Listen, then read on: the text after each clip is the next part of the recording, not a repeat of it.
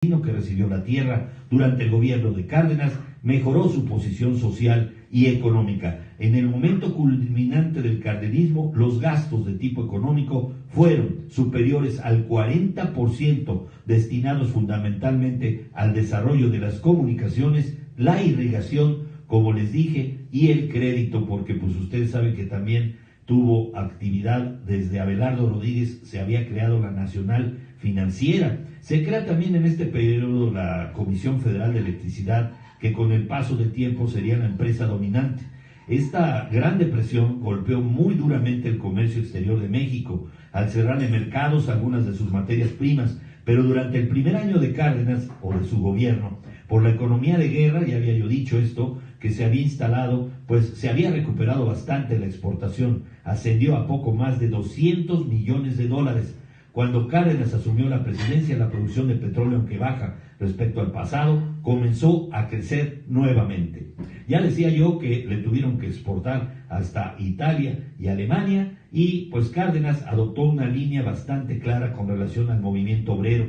Tomó el plan sexenal, como les dije, apoyó cláusulas de exclusión y el rechazo de sindicatos blancos. Tenían que estar afiliados al Partido Nacional Revolucionario o después al Partido de la Revolución Mexicana, y ese sesgo fue una solidaridad que le dieron al gobierno priista hasta la época de Ernesto Zedillo con el señor don Fidel Velázquez, que decía que el que se mueve no sale en la foto. Por eso siempre estuvo alineado y afiliado al poder. Durante, ustedes saben, 34 al 36, fue exiliado Plutarco Elías Calles con el señor Morones y todo el gabinete que estuvo apoyando en un principio a Cárdenas. Él ya dijo, de este señor ya nadie se quiere acordar. Ahí está. También Cárdenas no solo es el presidente que repartió más tierras, ya les decía, millones de hectáreas fueron repartidos, creó el Banco Nacional de Crédito Ejidal. Era importante tener dinero suficiente para que los ejidatarios pudieran acceder a él, porque de otra suerte, pues quienes eran los propietarios de las tierras a principios del siglo XX, pues eran no ejidatarios, sino eran hacendarios o hacendados que tenían grandes extensiones de tierra o gran poder económico.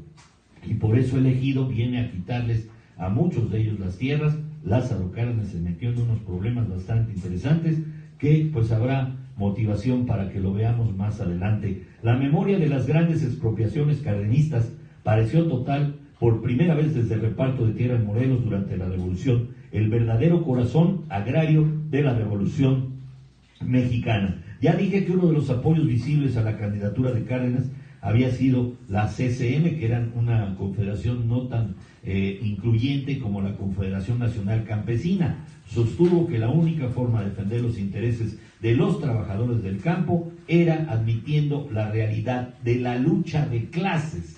Ahí está el sesgo socialista, hasta que pues ya más adelante desaparece este partido revolucionario de la Revolución Mexicana para dar lugar al Partido Nacional, pues ya priista, prácticamente ya empoderado en la época de Ávila Camacho. Después de que él dijo adiós al PRM, porque él mismo lo había creado para cambiarle al PNR, como pues el jefe máximo era Plutarco Elías Calles y él usaba la bandera del PNR, pues porque su partido surge por allá en la época cuando se hace la primera elección presidencial con Pascual Ortiz Rubio. Dijo, pues no, le cambiamos el nombre al principio y al fin. Al principio de su gestión fue el PRM, ya dije, y al final fue el PRI, que hasta la fecha sigue teniendo estas siglas. La crisis llegó a un punto culminante en septiembre de aquellos años aciagos, cuando las diferencias entre cardenistas y callistas dieron por resultado un encuentro a balazos en plena Cámara. Acuérdense que ahí ya Cárdenas dice adiós, ahora sí para siempre, al gobierno de simulación que tenía Plutarco Elías Calles. Para terminar esta forma de decirles la expropiación de tantas y tantas empresas, también fueron la nacionalización de los ferrocarriles, pues la constitución de muchos institutos que hasta la fecha nos rigen, nos regulan la vida académica, también con el Politécnico Nacional. El 1 de marzo de 1938 la Suprema Corte dictaminó un laudo, ayer les platiqué de ello, mediante el cual las compañías perdían el juicio laboral que habían emprendido en las instancias inferiores del sistema judicial y debían otorgar un aumento de 26 millones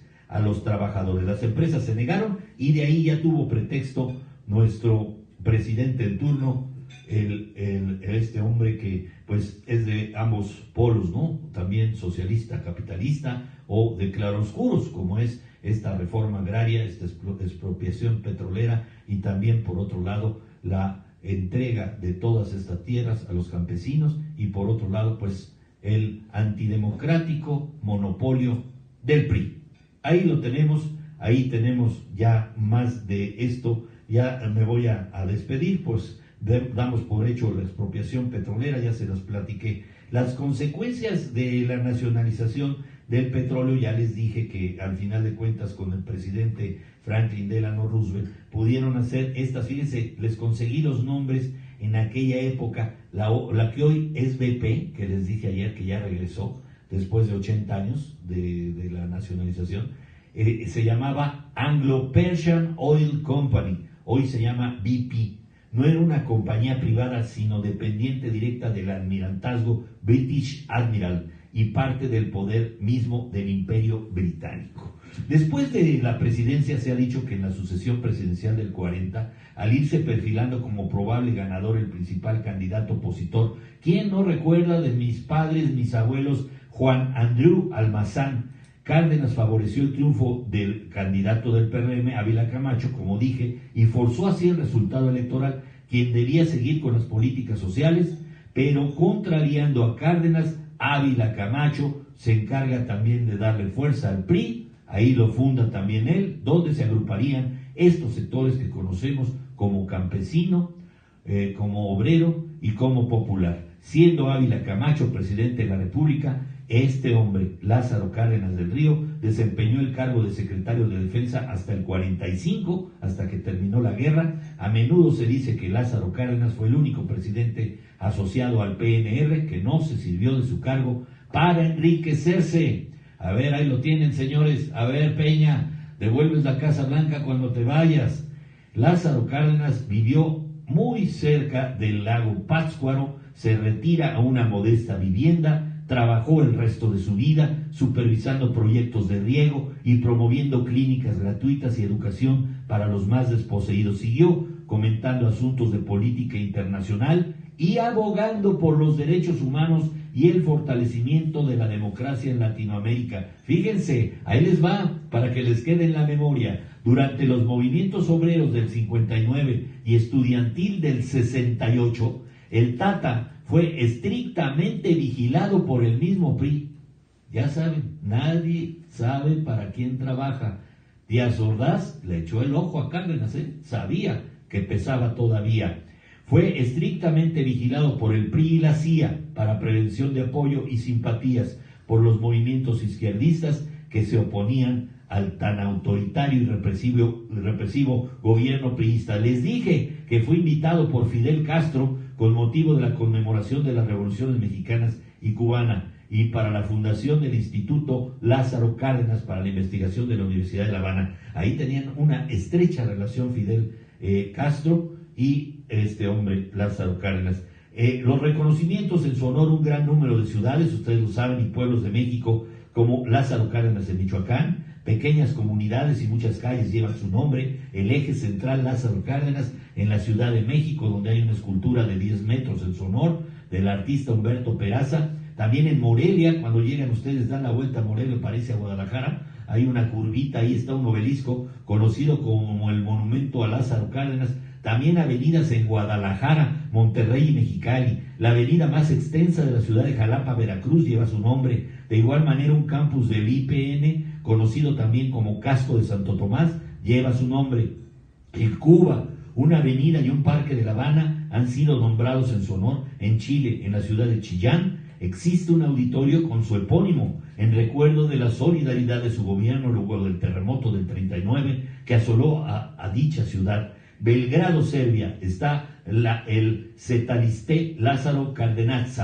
Paseo Lázaro Cárdenas en España tiene calles y monumentos dedicados a su memoria. En Barcelona, La Coruña, Córdoba y Madrid, en reconocimiento por su trabajo al acoger refugiados del bando republicano en México tras la Guerra Civil Española. También fue galardonado con el Premio Stalin de la Paz en 1955. ¿Saben ustedes quién fue el presidente Masaryk? ¿Por qué se le puso Masaryk a la calle? Ahí les va. Asimismo, en Praga, República Checa, existe un parque que lleva su nombre en honor a su amistad con el presidente T.G. Masaryk, a cuya memoria existe una avenida en la Ciudad de México con su nombre, la avenida Presidente Masaryk en Polanco. Él lo tiene, gran amigo del presidente Cárdenas. De la familia, pues de su matrimonio, ya saben, de Amalia Solórzano, nació el Cuatemochas Cuauhtémoc Cárdenas Solórzano, quien años más adelante sería senador, gobernador de Michoacán, jefe de gobierno del DF y candidato a la presidencia de la República en 3 ocasiones. Su nieto también, acuérdense, Lázaro Cárdenas Batel, también ha incursionado en la política y estuvo a cargo de la gubernatura del estado de Michoacán en el periodo 2002-2008. Nos despedimos diciéndoles que su fallecimiento fue víctima de cáncer en la Ciudad de México el 19 de octubre de 1970, exactamente 25 años después del deceso de su adversario político, Plutarco Elías Calles. Ahí lo tienen, mis amigos. Gracias a los que me hicieron el favor de acompañar. Creo que nos pasamos de la marca de los 20 minutos, pero espero que haya sido enriquecedor este trabajo para todos ustedes, que tengan opinión, que tengan crítica. ¿Cómo es posible que ahora veamos revertidas todas esas acciones populistas o populares que fueron del gran Lázaro Cárdenas del Río, ahora que está desmantelado Pemex? Caramba, si volviera a nacer Lázaro Cárdenas del Río, ¿qué nos diría? Se volvería a morir. Gracias, mis amigos. Nos vemos mañana en Personas y Bienes, la columna vertebral que nos hace estar aquí al día a día. Gracias. Hasta mañana. Nos vamos a chambear, David. Adiós. Gracias. Gracias por los aplausos.